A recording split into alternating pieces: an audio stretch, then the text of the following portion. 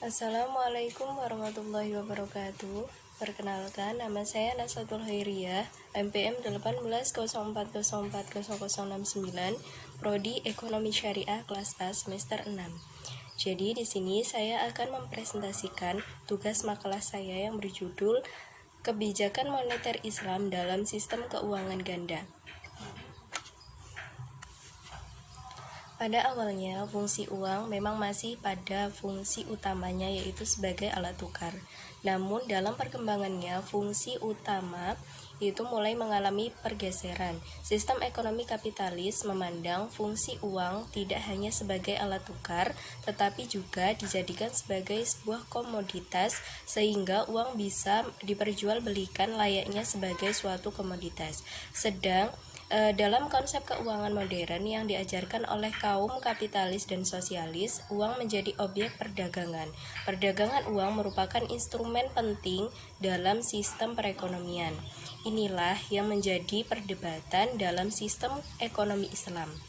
Apakah peran uang dalam sistem moneter suatu negara dapat dikembangkan sebagai objek perdagangan? Sedangkan dalam Islam sendiri sangat tidak diperbolehkan jual beli uang, sebagaimana menurut Monzerhaf memberikan gambaran mengenai uang dan otoritas moneter, di mana uang sebagai media barter yang disahkan oleh Nabi Muhammad SAW sebagai satuan moneter yang menjabatani transaksi-transaksi agar menjadi seimbang dan adil. Uang diposisikan hanya sebagai alat tukar dan tidak bisa memainkan peran sebagai barang yang layak diperjualbelikan. Pada periode krisis ekonomi dan moneter yang terjadi pada tahun 1997 sampai 1998, Bank Umum Syariah atau BUS masih dapat menunjukkan kinerja yang relatif lebih baik dibandingkan dengan lembaga keuangan konvensional.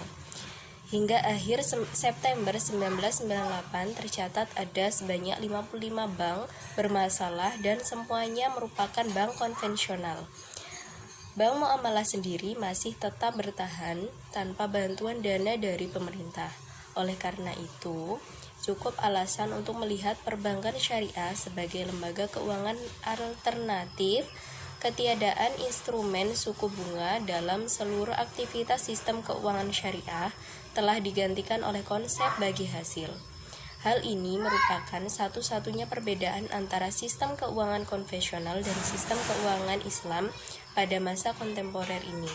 Sistem keuangan Islam kontemporer masih menggunakan uang fiat konvensional dan masih menerapkan fractional reservis bank system.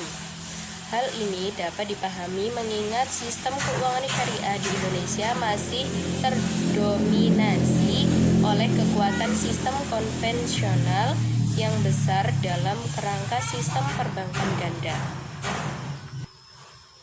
Selanjutnya, untuk konsep kebijakan moneter Islam, konsep sistem moneter mencakup kebijakan moneter yang diberlakukan oleh suatu negara. Kebijakan moneter itu sendiri merupakan instrumen bank sentral yang dirancang sedemikian rupa untuk mempengaruhi variabel-variabel finansial seperti suku bunga dan tingkat penawaran uang.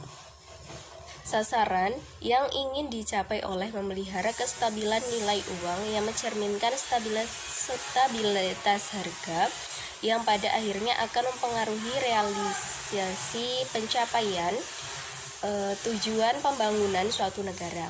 Dalam sistem moneter konvensional, instrumen yang dijadikan alat kebijakan moneter pada dasarnya ditunjukkan untuk mengendalikan uang beredar di masyarakat adalah bunga, sementara dalam Islam tidak memperkenankan instrumen bunga eksis di pasar.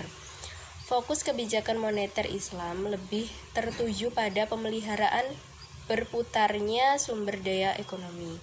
Dengan demikian, secara sederhana para regulator harus memastikan tersedianya usaha-usaha ekonomi dan produk keuangan syariah yang mampu menyerap potensi investasi masyarakat.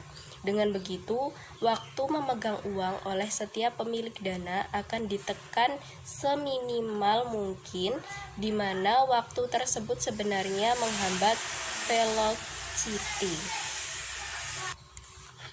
Adapun dalam sistem keuangan ganda yang ada saat ini, hanya konsep bagi hasil saja yang menjadi pembeda antara sistem moneter konvensional dan sistem moneter Islam. Sistem moneter Islam dalam sistem keuangan ganda masih menggunakan uang fiat konvensional dan masih menerapkan fractional reserve banking system. Karakteristik sistem bunga sendiri sangat berbeda dengan karakteristik sistem bagi hasil. Suku bunga sebagai tingkat pengembalian pada sistem keuangan konvensional bisa ditetapkan kapan saja oleh otoritas perbankan dan pergerakan nominalnya bisa terlihat oleh masyarakat umum sehingga menimbulkan kegiatan spekulasi.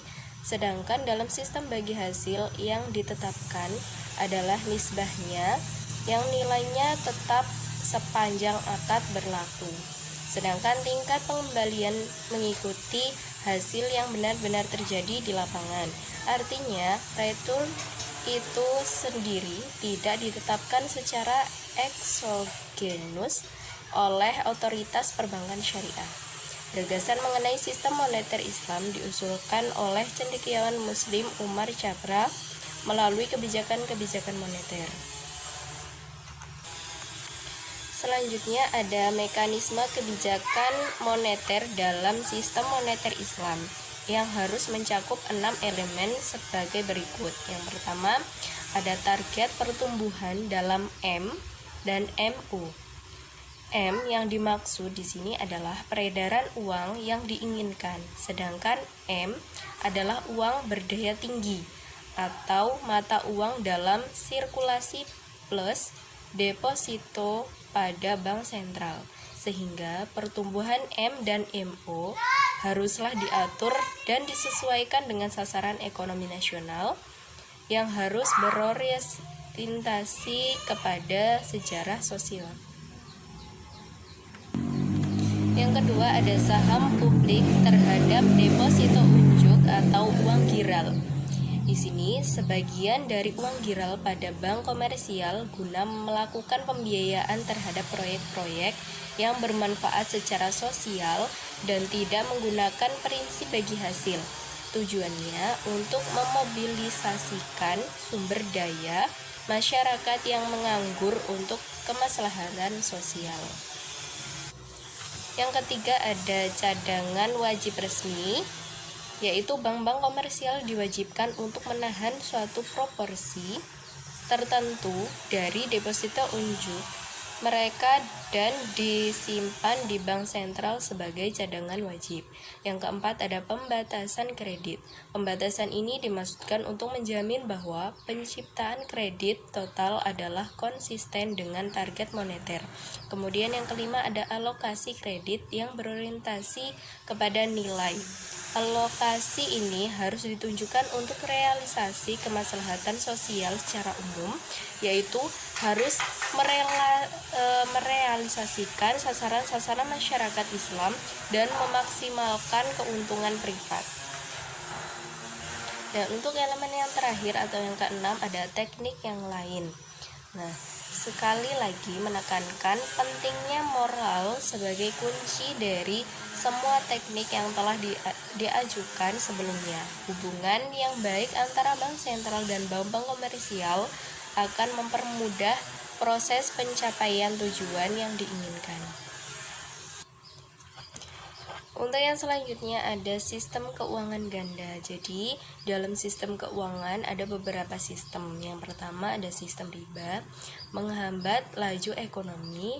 Kemudian ada inflasi, menciptakan dan konsentrasi uang, menyusutkan sektor real, mendorong laju ekonomi, sistem bagi hasil, distribusi kekayaan dan pendapatan, produktivitas dan kesempatan kerja. Kemudian yang terakhir ada menimbulkan sektor real.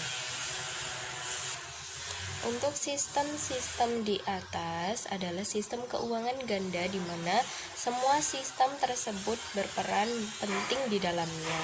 Banyak negara yang menerapkan dual financial banking sistem keuangan perbankan ganda, daripada negara yang menerapkan Islam financial banking sistem keuangan perbankan Islam.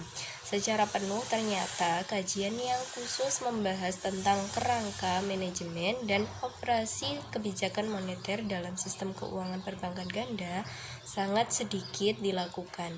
Selanjutnya ada teori yang mempengaruhi di dalam sistem keuangan ganda. Yang pertama, ada teori permintaan.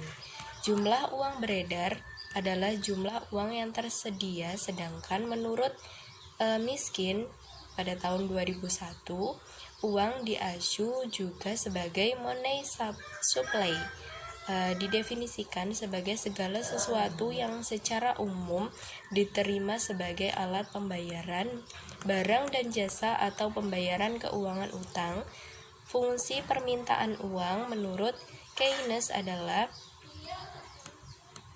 di mana merupakan suku bunga yang berbanding terbalik dengan permintaan uang. Jadi pada teori permintaan ini ada rumusnya. Rumusnya adalah yang pertama, MD sama dengan F dalam kurung I dan Y, di mana I merupakan suku bunga yang berbanding terbalik dengan permintaan uang, dan Y merupakan pendapatan nasional real yang berpengaruh positif terhadap permintaan uang. Selanjutnya yang kedua ada MD sama dengan F, yaitu YS, S, dan P dikali 2, di mana YS barang dan jasa yang berhubungan dengan pemenuhan kebutuhan dan investasi produktif yang sesuai dengan nilai-nilai Islam, dan S semua nilai moral dan sosial dan institusi-institusi termasuk zakat yang mempengaruhi alokasi dan distribusi sumber daya dapat membantu meminimalkan MD. Tidak hanya yang untuk konsumsi berlebihan dan investasi tidak produktif, tetapi juga untuk menjaga dan berspekulasi. Dan untuk tanda P sendiri yang berartikan bahwa tingkat bagi hasil dalam sistem yang tidak mengizinkan penggunaan suku bunga untuk intermediasi keuangan. Model ini belum pernah digunakan untuk kajian empiris, kemungkinan karena karakterisasi YS yang normatif dan tidak mencerminkan realitas yang ada, serta nilai S yang rumit dan kemungkinan tidak dapat dikuantifir dan tidak dapat dipraktikkan. Dan kemudian ada pembahasan yang terakhir, yaitu sistem moneter Islam dan sistem moneter konvensional. Secara umum ada 3 perbedaan utama sistem moneter Islam murni dan sistem moneter konvensional. Pada masa kontemporer ini, dalam kerangka sistem perbankan ganda, hanya konsep bagi hasil saja yang menjadi pembeda antara sistem moneter konvensional dan sistem moneter Islam.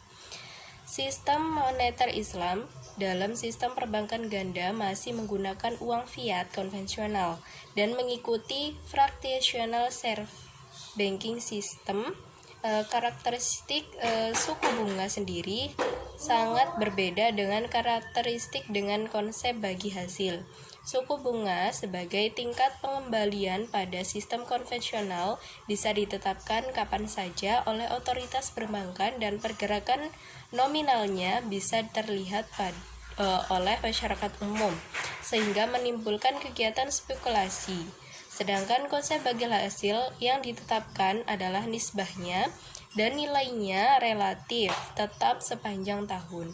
Sedangkan tingkat pengembalian mengikuti hasil yang terjadi di sektor real.